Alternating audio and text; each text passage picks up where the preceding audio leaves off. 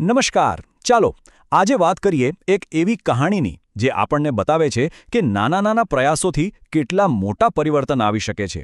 આ વાત છે સમુદાયની તાકાત અને સાહસની. આ ગાથા છે સોનલ માં સખી મંડળની. આ એક જ વાક્ય, બસ આટલું જ, પણ એમાં આખા પ્રયાસનું નિચોડ આવી જાય છે. ઘણીવાર આપણને લાગે છે કે મોટા બદલાવ માટે મોટી મોટી વસ્તુઓ કરવી પડે, પણ ખરેખર તો બધી મોટી સફરની શરૂઆત આવા જ એક નાના પણ મક્કમ પગલાંથી થાય છે. તો ચાલો આ વાતને જરા નજીકથી સમજીએ. આ વાર્તા આપણને ક્યાં લઈ જાય છે? એ લઈ જાય છે ગુજરાતના પોરબંદર જિલ્લાના કુતિયાણા તાલુકામાં. ત્યાં એક નાનકડા ગામમાં કંઈક ખરેખર ખાસ થઈ રહ્યું છે. જુઓ, કોઈ પણ કહાણીના કેન્દ્રમાં કોઈક તો હોય જ, બરાબર ને? તો અહીંયા છે આ સોનલમાં સખી મંડળ. આ છે આપણી આખી વાતના હીરો. મહિલાઓનો એક એવો સમૂહ જેમણે નક્કી કર્યું કે તેઓ પોતાની મહેનતથી કંઈક નવું કરશે. અને હા, આ કોઈ હવામાં વાત નથી. આ વાર્તાનું એક સરનામું છે. કુતિયાણા તાલુકાનું કાંસાબડ ગામ. આ જગ્યાનું નામ જ આખી વાતને એકદમ સાચી અને આપણી પોતાની બનાવી દે છે.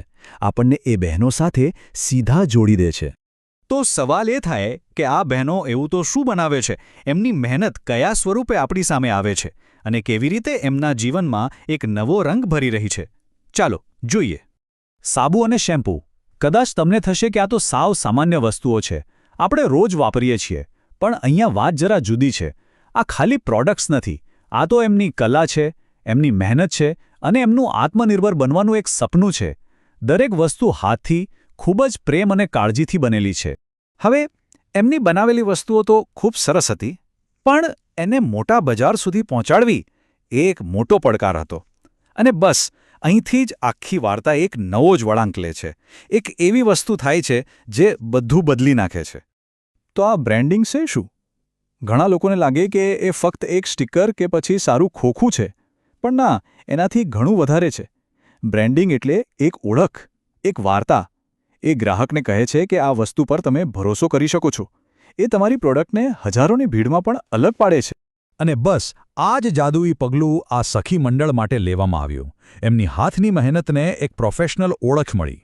આનાથી એમના ઉત્પાદનોને સ્થાનિક બજારની બહાર નીકળીને વધુ લોકો સુધી પહોંચવાનો રસ્તો મળી ગયો. પણ આ બધી મહેનત શા માટે? બ્રેન્ડિંગ, પેકેજિંગ, આ બધું કરવાનું કારણ શું?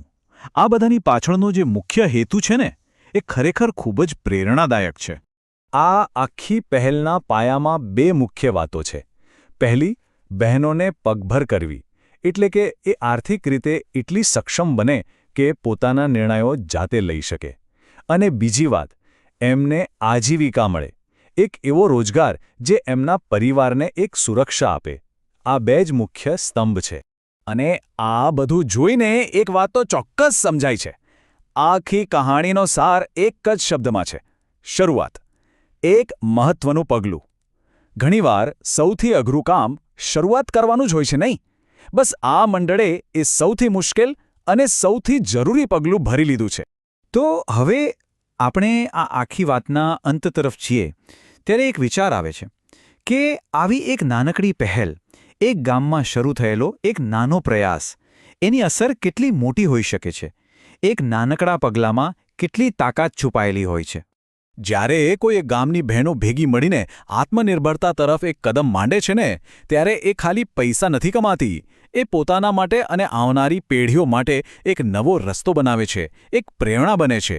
અને એટલે જ આ સવાલ આપણી સામે આવીને ઊભો રહે છે કે આવા માત્ર એક પગલાંથી ખરેખર કેટલાય સપનાઓને પાંખો મળી શકે છે.